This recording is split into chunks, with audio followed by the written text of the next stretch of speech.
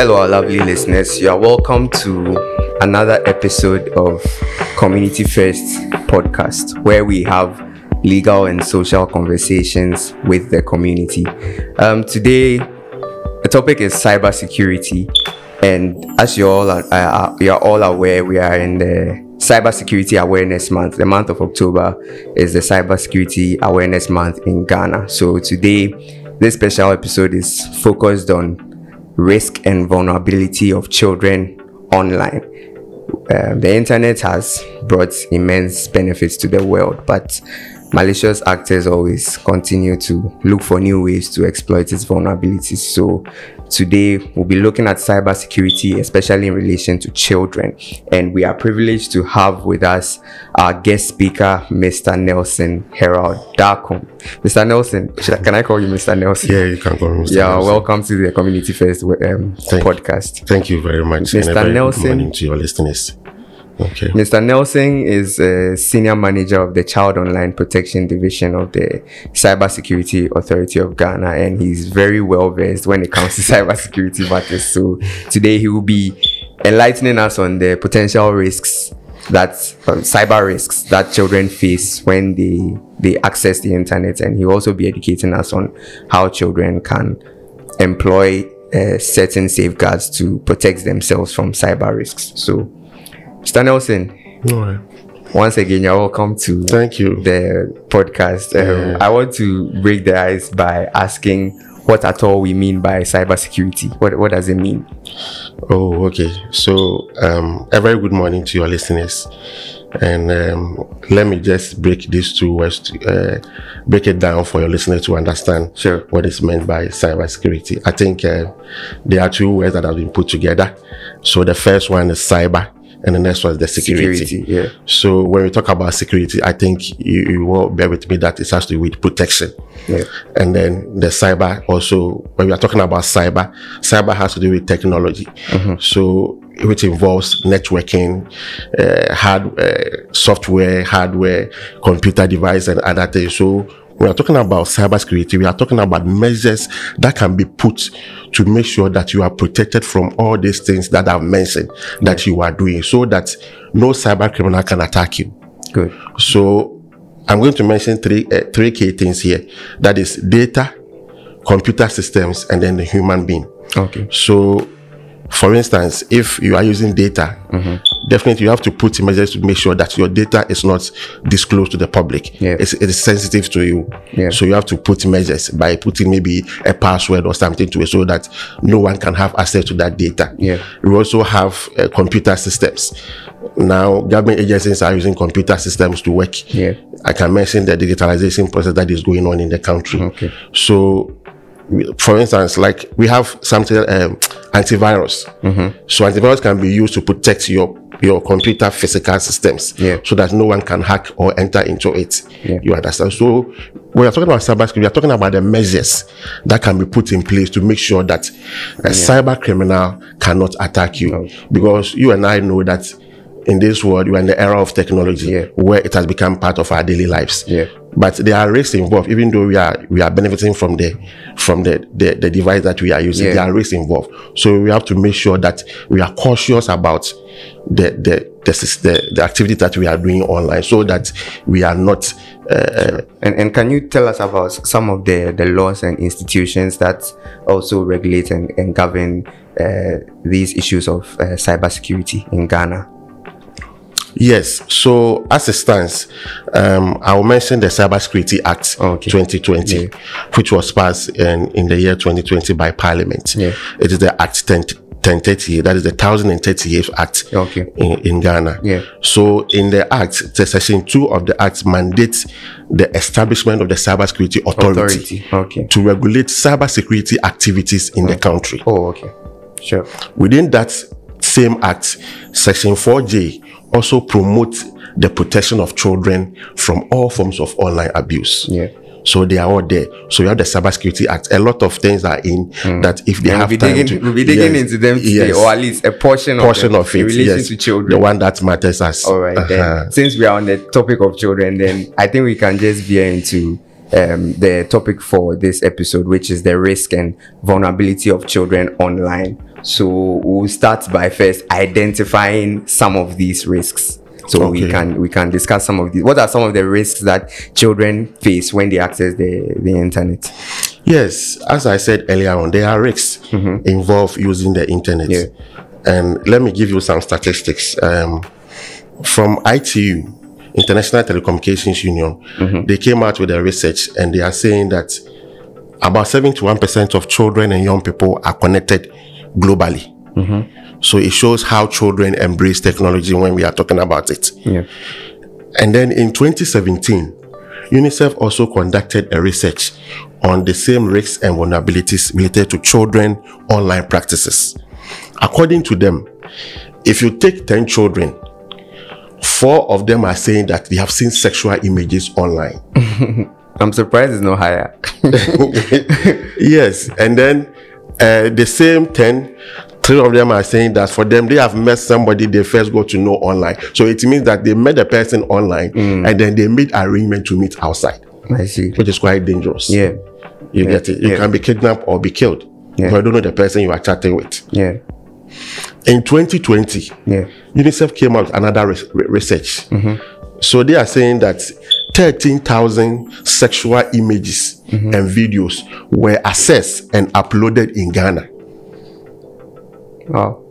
So all these things indicate that we are in danger of losing our future generation to these kind of predators and sexual offenders. So that is that. There are a lot of risks involved. So let's discuss this thing. So write 4 C's. Okay. And let me take you through them. 4 C's. Yes. Okay. Done. Okay. So we are going to talk about the risk. So the first C has to do with what? Content. Content. Okay. Yes. How can content become risk? So children are connected to the internet and they are exposed to sexual content online. It can be videos or images. Okay. Yeah. Just yesterday, I was going through Facebook and to look for some information about related to my work, only to see a naked, a pornographic video being sent to my DM direct. It's a leak and was sent to my DM from an unknown person. So it shows that the children themselves are vulnerable and they are exposed to certain things. It's not all the things that they learn in school. So if you're a parent and you think that you observe some sudden change from your child and you think the child learns it from school, it's not from school. Some of the things they learn from online and you are not aware. This is even more dangerous because it means the child doesn't even have to actively, it is brought to the child's doorstep. Yes, you understand. So the child will be curious to know what been said. Then the thing will start coming from the infants, and the child will know what sex is about and a whole lot of things. You understand? So these are some of the reasons I'm talking about. Now let's talk the second C. Contact. Contact. Okay. What is that also about? So with the contact, what I mean is that when they are connected to the internet, they come into contact with what? Strangers. And most of them are pedophiles. That's they also call them predators. Sexual predators. Yes. What do? They use different modus operandi. They create fake accounts. They use bribery. They use intimacy building to lure these children into victims of online child sexual exploitation and abuse. So what they do is that with the fake profile, they can create a fake profile, use a young person's picture there to make the child think it's the person is chatting with their mates or something. A peer. Like that. You get it. And then they will solicit some naked pictures from these children. Then later they use those pictures to blackmail the parents because they know that these children don't have enough money to pay them, so they blackmail the parents. I think it's called sextortion. Good, right? Yes, like extortion based on. Wow, that is what they do. I think. Sometimes some of them are called groomers. They also groom these children. What does that mean? Groomers. They groom these children into something sexual or even to be part of unacceptable group in the society. Can you shed more light on that? Like the violent group, it can be like, for instance, ISIS and those groups in the communities, the violent groups. Before you realize your child is part of those groups and you are not aware. Some of them, they learn it from online. They are being recruited from online because of the contact they come into with other people. You get what I mean? I get. So that is one risk. Another risk. So let's move on to the third C. Conduct. Yes. So the conduct has to do with the behaviors that they exhibit when they are connected to the internet. One, cyberbullying. Okay. They bully people. Sometimes extreme case of cyberbullying can make a person commit suicide. And cyberbullying can be done at any place, anywhere, anytime. I think one problem with our society is how we undermine the importance of emotional and mental health. Yes. We don't even recognize how serious it is. Cyberbullying can be to a child, especially. A girl called me some time ago and reported this same issue, that she's part of a WhatsApp group, and then what they do is that there's this thing called hot seat. So every day they'll bring one person within their platform, then they'll be asking questions. What did you do when you were in school? Who was your crush? And everything. So they all said that when this girl was in school, the guys were just having sex with her. So she told me that she can't handle it. So she's going to commit suicide. Because there are people she knows and they are also part of the community and she can't handle it. So cyberbullying is very, very dangerous. We need to be careful about it. And then there's another one called sexting. Yes. In other words, you can say sex and texting. Okay, so sexting. Or self-generated sexual content. So you are generating from yourself. So these young girls, sometimes what they do is that when they get to a certain stage, they form relationship.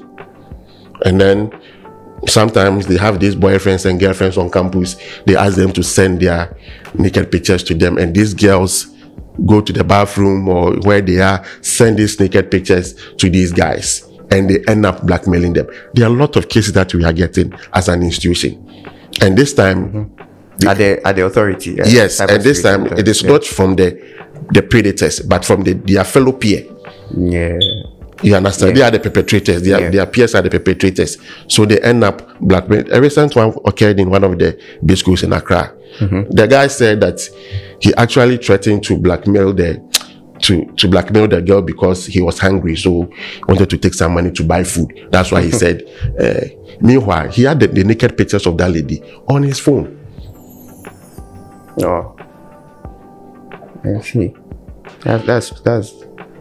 There's this the latest activity that is also going on. We call social media framing. Social media framing. Yes. Do you remember the story where these young girls took camera in front of them and insulted the president? Yes. That's a typical example. Yes, I remember. Now, the consequences is that now they have been pardoned. They say they should go back to the school. But what they did is still on the internet. On the internet, So assuming they grow old and they are applying for a job, it can be used against them. It's not only a lot of people are doing it. So I think it is not a good idea. We need to talk to it. And what's of digital footprint? I heard. Digital footprint means that now we have two different worlds. You have the physical world and then the online space. You know, the physical world is just like walking here, and then when it rains, it wipe off your footsteps. But with the online world, as soon as you are connected to the computer, everything you do is tracked and stored. You will leave traces.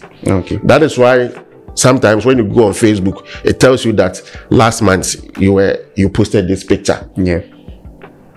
So we should be mindful of the thing we post online. We should advise our children. Anything they do, once you are connected, you are connected. It stays there forever. As they say, the internet never forgets. I see. So how can the children safeguard themselves against these risks? Let me go for the last year that we can talk about. It has to do with commercial. So what happens is that now we have a lot of children going to this betting and other things. they have Yes. they don't qualify to do it. But you see Yeah, what they are I'm not there. They don't have the capacity to enter into the and sometimes contract, too, right? when they do some purchases online, it tells them to accept certain terms and conditions that they don't even qualify to do accept those things. So these are some of the risks that children face online. So let's talk about how they can safeguard themselves, right? Okay, so what I would say is that let's go with the SMART. So there's an acronym called SMART. I see. Okay. So SMART. Yes. So anytime they are connected to the internet, they should have this SMART acronym within their head. Their heads. Okay. Let's go. So what does S means? S means that you should stay safe by not giving out too much information online.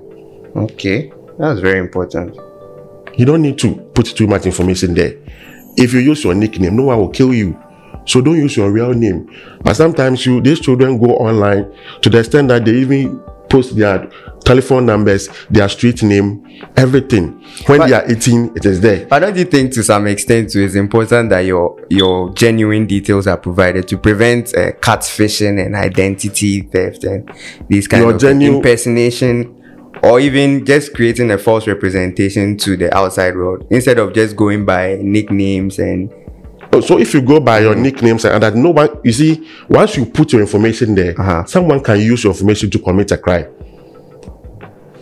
Especially your real photo, your telephone number and that thing. So before the investigation go deeper to reach you, then you've been already in the cell before they even know you.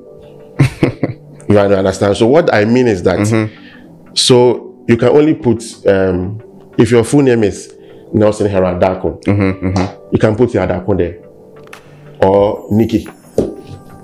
Okay, I understand. You understand? Yeah. If we're born don't give them too much information that they can weaponize. If we're born in 1960, no one will kill you. Put it there. Why do you have to put your real birth date there?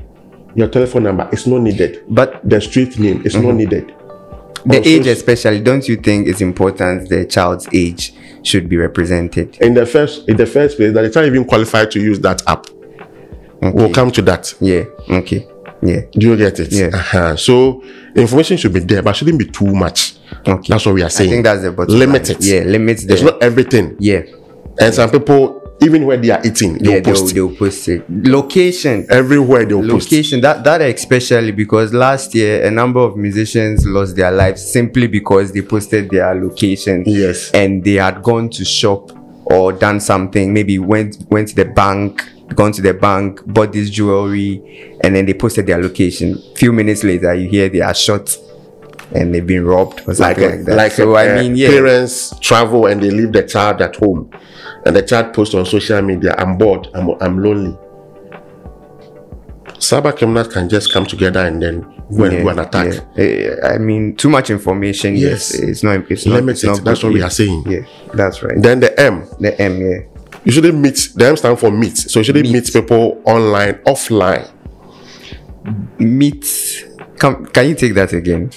Meeting people online, offline can be dangerous. Okay. That's what I'm saying. Meeting people online, offline can be dangerous. Okay. Do you get it? Yeah, I get it. So that's like the example I made in the first submission, that they have discussions online. Then these people tell them, oh, then meet me at the mall. Then you see these children meeting these people at the mall, and then I don't know what happened, but they can be kidnapped, as I said. Yeah, you can be kidnapped. Yeah. You understand? You don't know the person. Yeah.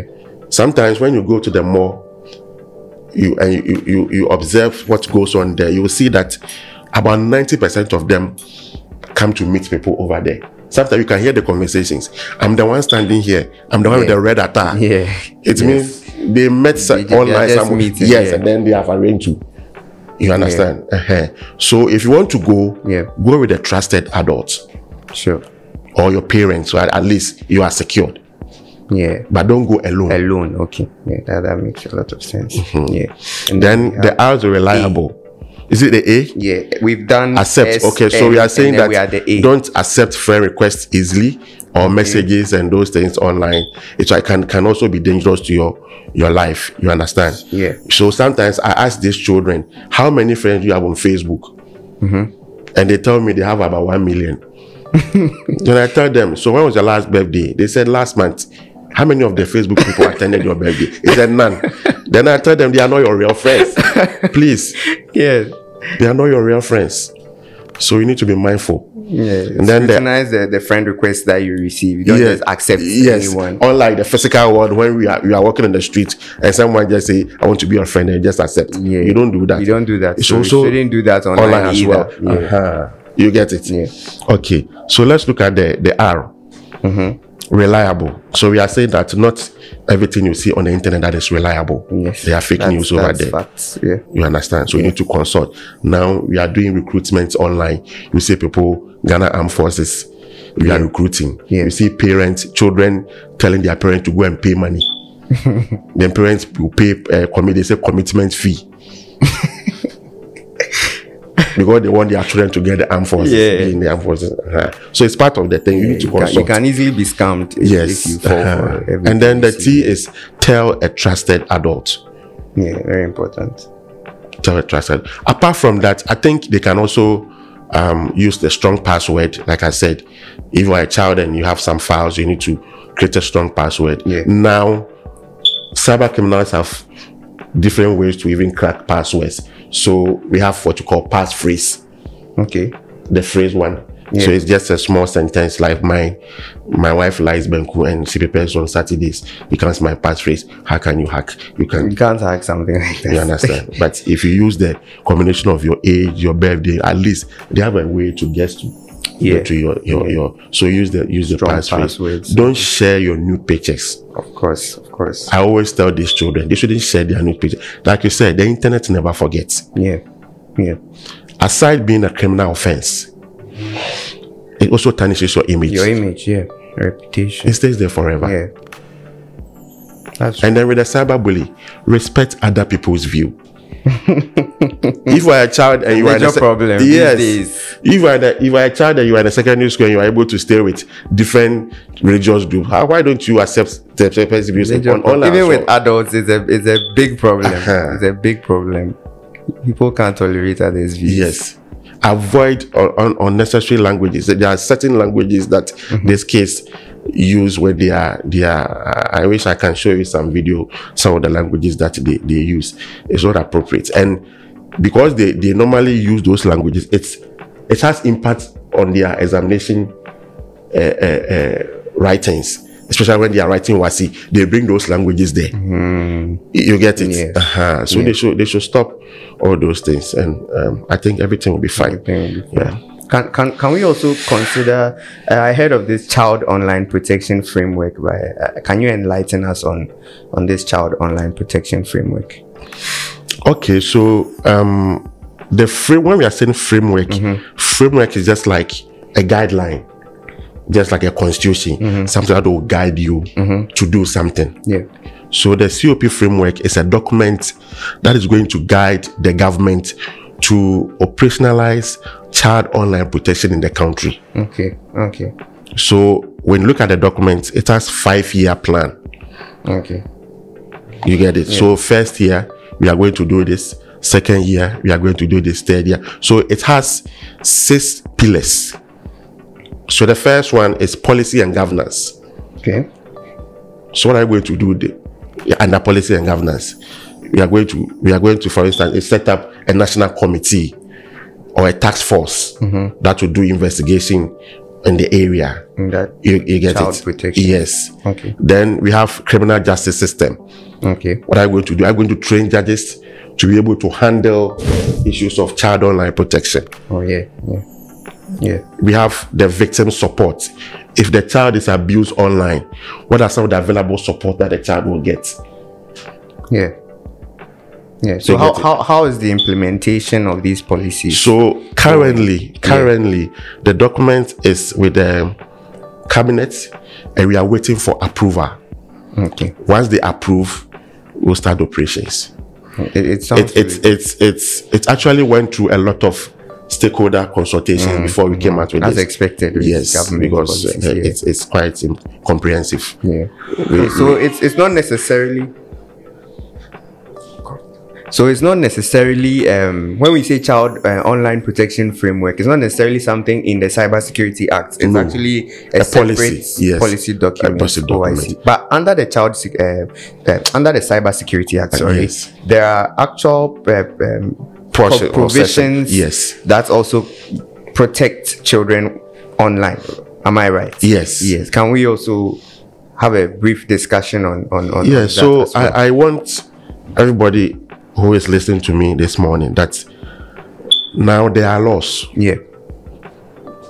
If they don't know, I'm telling them today, and this is what the laws are saying. Yeah. If you look at the Cyber Act from section 62 to 66, from 62 to 66 is mainly for children. But from 67 to 68 is for both children and adults. Oh, okay. So normally we say from 62 to 68. Oh, okay. You understand? Yeah. So for instance, 62 talks about indecent image or photograph of a child. All right.